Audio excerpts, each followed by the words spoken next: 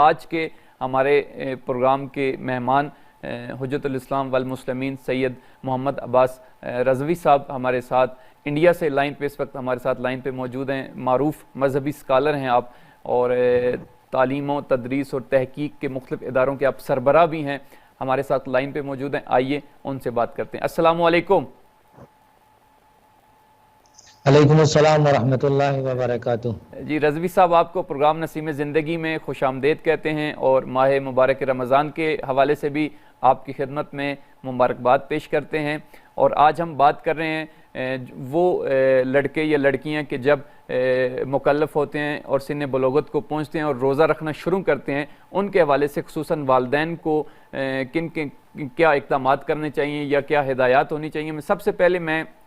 وہ لڑکے اور لڑکیاں کہ جن کے اوپر روزہ واجب ہو جاتا ہے، اس حوالے سے چاہوں گا کہ شرعی اعتبار سے کیا نقطہ نظر ہے، اور خصوصاً فلسفہ روزہ جو ہے، روزے کا جو فلسفہ ہے، اس کو کس طرح ان نوآوردان روزہ دار کے اوپر جو ہے ہم اپلائی کر سکتے ہیں۔ اعوذ باللہ من الشیطان اللعین الرجیم، بسم اللہ الرحمن الرحیم وبہ نستعین۔ ناظرین محترم، السلام علیکم۔ آپ سب کی خدمت میں سب سے پہلے میں تبریک عرض کرنا چاہتا ہوں ماہ مبارک رمضان کی، تو ہم سب کی زندگی میں ایک بار پھر سے وارد ہوا ہے۔ رحمتوں کا عظمتوں کا مہینہ ہے، ہم اس مہینے سے جتنا زیادہ استفادہ کر سکیں اتنا بہتر ہے۔ میرے عزیز دوست اور برادر محترم نے خوبصورت سوال کیا ہے۔ خصوصاً بر صغیر میں یہ مسائل پیش آتے ہیں کہ وہ جو بچہ سن بلوغ پر پہنچا ہے، اس کو کیسے آمادہ کیا جائے کہ وہ احکام الہی کو انجام دینے لگے، جس میں خاص طور پر روزہ ہے۔ تو میں ناظرین محترم سے ایک بات یہ کہنا چاہوں گا کہ دیکھیے، جو طریقہ تربیت ہمیں دین اسلام نے سکھایا ہے وہ یہ نہیں ہے کہ ہم انتظار کریں کہ ہمارا بچہ سن بلوغ تک پہنچ جائے، پھر ہم اسے متوجہ کریں کہ بیٹا تمہیں نماز بھی پڑھنی ہے، تمہیں روزہ بھی رکھنا ہے، بلکہ ہمارا دین ہم سے یہ کہتا ہے کہ جب بھی تمہارا بچہ باشعور ہو جائے، سمجھنے لگے چھوٹی موٹی باتوں کو، تو تم اس کی عادت ڈالو نماز اور روزے کی، اس سے کہو کہ وہ کرنا شروع کر دے۔ اور اس میں بھی خاص توجہ اس بات پر ہونی چاہیے کہ نماز اور روزے کی جب ہم اس سے بات کہیں تو اس کے اوپر پریشر ڈال کر نہیں کہیں، بلکہ اسے اس طرح سے بتائیں، اس طرح سے سمجھائیں کہ اس کے دل میں اللہ کی اور اس کی عبادت کی اور اس کی اطاعت کی محبت ہو، اسے عبادت کا شوق پیدا ہو،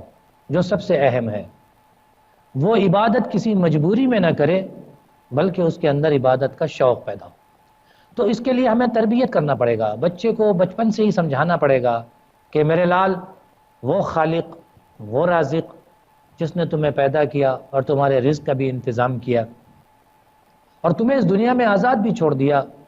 تو اس کا حق ہے، تمہارا حق بندگی یہ ہے کہ تم اس کی عبادت کرو، تم اس کی اطاعت کرو۔ اس کے اندر ہم عبادت اور اطاعت کی محبت کا چراغ جو ہے وہ روشن کریں، ہمیں اسے کہنا نہ پڑے بلکہ اس کے اندر ایک شوق پیدا ہو جائے کہ وہ عبادت کے لیے۔ اب آپ انتظار نہ کیجئے کہ بیٹا 15 سال کا یا بیٹی 15 سال کی ہو جائے گی تو ہم اس سے روزے کے لیے کہیں گے، نہیں، بلکہ آپ اس کو پہلے سے ہی 10 سال سے، اگر بیٹا ہے تو بیٹی ہے تو 6 سال سے 7 سال سے اسے روزہ رکھنے کی پریکٹس کروائیں کہ میری بیٹی اللہ کی عبادت ہے، ماہ مبارک رمضان ہے، عظمتوں کا مہینہ ہے، تم اس کا روزہ رکھو اس کے لیے۔ جب ہم اس کے اندر یہ شوق ڈالیں گے تو کبھی اس کو مشکل ہوئی تو چھوڑ بھی سکتی ہے، کبھی رج بھی سکتی ہے، اجبار نہیں ہوگا کہ تمہارے اوپر وجوب آ گیا ہے۔ تو قبل اس کے کہ وجوب ہے وہ آمادہ ہو، ہر طرح سے اسے اس روزے سے محبت ہو جائے، اسے اس عبادت سے محبت ہو جائے، اسے ہم یہ سمجھائیں کہ دیکھو تمہارا پروردگار، تمہارا خالق جو تمہیں بہت چاہتا ہے، بہت پیار کرتا ہے، اب تمہیں اس منزل میں دیکھ رہا ہے، وہ تمہیں بڑا سمجھنے لگا ہے، وہ تمہیں اپنی بارگاہ میں دعوت دے رہا ہے، وہ تمہیں اپنے آپ سے گفتگو کے لیے دعوت دے رہا ہے، چاہے وہ نماز کے ذریعے سے ہو یا عبادت انجام دے کر کے روزے کے ذریعے سے ہو، یعنی وہ بارگاہ ہے، اپنی بارگاہ میں اللہ اپنی بارگاہ میں اس بندے کو دعوت دے رہا ہے۔ شاید اس طرح کی گفتگو ہو تو ہمارے بچوں میں خود ایک شوق پیدا ہوگا کہ وہ کس طرح سے اپنے رب کی عبادت کریں جس نے ان کو تمام نعمتوں سے نوازا ہے، آنکھ کان ناک سب دیے، ہاتھ پیر دیے، سلامت دیے، آنکھوں میں بینائی دی، کان سے سننے کا طریقہ، زبان دی کہ بول سکیں، یہ ساری نعمتیں ہیں۔ تو اس نعمتوں کا جبران کرنے کے لیے ہمیں کچھ تو کرنا پڑے گا نا، اپنے اللہ کی عبادت کرنا پڑے گا۔ اگر ہم اس طرح سے اسے سمجھائیں تو شاید اس کے لیے یہ بہترین ہو اور وہ عبادت کی طرف بڑھے۔ لیکن ہمارے بر صغیر میں بعض یہ بھی پوچھنا چاہیں گے کہ بعض دفعہ مثلا بچہ روزہ رکھ رہا ہوتا ہے اور بعض والدین خود ہی، حالانکہ بچہ یہ اعتراض نہیں کرتا لیکن والدین اسے دیکھ کے کہتے ہیں یہ تو کمزور ہو رہا ہے، اور بچے کو کہتے ہیں کہ بیٹا اگر تمہارے لیے کوئی مشکل ہے تو آپ روزہ نہ رکھو۔ تو آپ کیا سمجھتے ہیں کہ اس حوالے سے خود بچوں کی جو روزہ رکھ رہے ہوتے ہیں ان کی کیا ذمہ داری بنتی ہے؟ بہت ہی خوبصورت سوال کیا آپ نے، اور اس کی جگہ یہی تھی کہ اس سوال کو کیا جائے۔ بے شک یہ ہمارے معاشرے میں تقریباً رائج ہے، بر صغیر میں، ہندوستان میں ہم ہیں یہاں پر، اور ہم خود دیکھتے ہیں کہ یہ چیزیں بہت رائج ہیں۔ خود بچہ رکھنا چاہتا ہے تو باپ ادھر سے کہتا ہے کہ ابھی بہت کمزور ہو تم، اور بیمار ہو جاؤ گے اور مریض ہو جاؤ گے، ابھی تو تمہارے اندر طاقت نہیں ہے، توانائی نہیں ہے۔ تو ہم ایسے والدین سے یہ کہنا چاہیں گے کہ محترم، جس خالق نے اس بچے کو خلق کیا ہے، اس کے اندر توانائیاں رکھی ہے، اسی خالق نے کہا ہے نا کہ جب یہ 15 سال کا ہو جائے گا تو روزہ رکھے گا۔ تو معبود کو پتہ ہے نا کہ اس کے اندر اتنی توانائی ہے 15 سال میں، یا بچی ہے تو 9 سال میں اتنی توانائی ہو جائے گی اس کے اندر کہ یہ روزہ رکھ لیں۔ خالق کسی پہ تکلیف مالا یطاق تو نہیں کرتا نا کہ جو اس کے اندر توانائی نہ ہو اس پر تکلیف کرے۔ تو سب سے پہلی چیز یہ ہے کہ خود اللہ جانتا ہے، اور دوسری بات یہ ہے کہ آپ اسے حوصلہ دیں، نہ کہ اس کے حوصلے کو کمزور کرے۔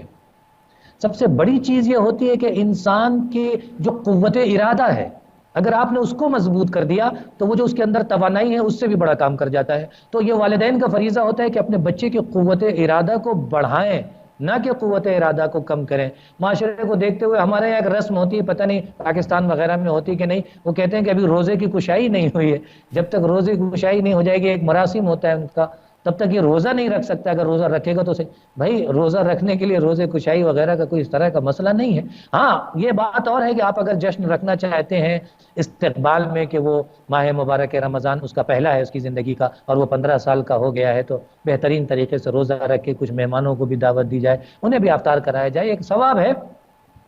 لیکن ہماری یہ کوشش ہونی چاہیے کہ ہم اپنے بچے کی قوت فکر، قوت ارادہ کو بڑھائیں، نہ کہ یہ کمزور کریں۔ اگر بعض لوگ یہ سوال کریں کہ حضور یہاں پر اطاعت والدین آ جاتی، بھائی اطاعت والدین سے افضل اور برتر اور بزرگ پروردگار عالم کی اطاعت ہے، اس کی اطاعت ہمیں کرنا ہے۔ اور ایسے مراحل میں جہاں اطاعت والدین کے لیے کہا گیا ہے، وہاں یہ کہا گیا ہے کہ اگر وہ اللہ کی عبادت سے روکے، احکام شرعی سے روکے، تو پھر وہ اطاعت ہم پر واجب نہیں ہوتی ہے۔ لیکن میں اپنے جوانوں سے یہ کہوں گا کہ آپ اپنے والد محترم کی بات سنیں، بے احترامی کیے بغیر ان کے سامنے سے ہٹ جائیں، الگ جگہ جا کے نماز پڑھ لیں، یا روزے کی نیت کر لیں، رکھ لیں، ان سے کہہ دیں کہ ہم نے ان کے احترام کو برقرار رکھیں، تو یہ میرے خیال سے زیادہ بہتر ہے۔ آغا صاحب، آخر میں یہ سوال بھی پوچھنا چاہوں گا کہ ماہ مبارک رمضان میں سحر اور افطار کے حوالے سے جو آداب دسترخوان ہے اس کے کیا آداب آپ بیان کریں گے؟ بعض دسترخوان دیکھتے ہیں وہ دسترخوان بہت وسیع ہوتے ہیں، یعنی گھر کے افراد بھی 6 ڈشیں بھی بناتے ہیں سحری کے حوالے سے بھی، تو اس حوالے سے اسلامی نقطہ نظر بھی ہم جاننا چاہیں گے۔ بے شک یہ بھی بہت اچھا سوال ہے۔ کبھی کبھی میں اس پر ایک چھوٹی سی بات کہوں، شاید وہ ناظرین محترم کے لیے بہتر ہو کہ ابھی آپ مومنین سے پوچھیں کہ بھائی ماہ مبارک رمضان آ رہا ہے، آپ اہتمام کیا آپ نے ماہ مبارک رمضان کا؟ تو وہ کہیں گے جی مولانا صاحب میں نے ماہ مبارک رمضان کا اہتمام کر لیا۔ کیا اہتمام کیا گا مولانا صاحب؟ 3 کلو چنا لے آیا ہوں، بیسن لے آیا ہوں، اور کھانے پکانے کی چیزیں جو گنانا شروع کر دیتے ہیں کہ یہ ماہ مبارک رمضان کا اہتمام ہے، یہ اپنے پیٹ کا اہتمام کر رہے ہیں آپ، جس کی طرف آپ نے خوبصورت اشارہ کیا کہ بھائی اللہ نے اس مہینے کو اس لیے رکھا ہے کہ وہ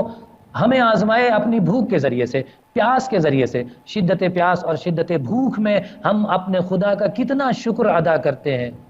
اس کی نعمتوں کا۔ یہ ایک فریضہ رکھا تھا کہ ہم احساس کریں کہ وہ لوگ جن کے یہاں کھانے کو نہیں ہوتا، جن کے یہاں پینے کو نہیں ہوتا، ان کی کیفیت کیا ہوتی ہے، ہم اس کو درک کریں اور معاشرے میں انفاق کریں اور غربا تک، فقراء تک